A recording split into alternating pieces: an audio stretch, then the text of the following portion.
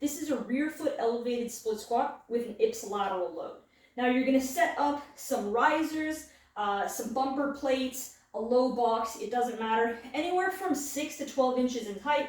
Now that can vary slightly, it can even be lower than that as well. So the difference between this and a Bulgarian split squat is that in the Bulgarian split squat, you typically see people have their foot on the bench.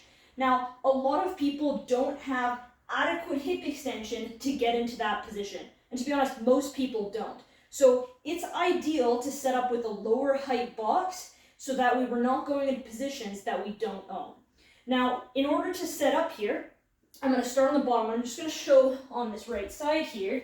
So I don't really care which way your toes are, if they're extended or if they're relaxed, whatever feels more comfortable to you. We're going to set up so that way your knee is below your hip and we've got a slight positive shin angle. So that knee is in front of the ankle. Now, I'm just showing this side here so you can see the foot pressures. We want to bias pressure into that base of the big toe and the inner part of the arch through the movement. Now, that doesn't mean that just because I'm focusing there, that I lose the outer edge of the foot through the movement. That's just where we're focusing on driving through. Now, if I show the left side here, knees below that hip, slight positive shin angle. I'm going to hold the weight ipsilaterally, so on the same side. So left leg forward, weights in the left hand. I've got a slight inclination or torso lean. From here, I'm going to push down through the ground, focusing on that inner arch as I come up.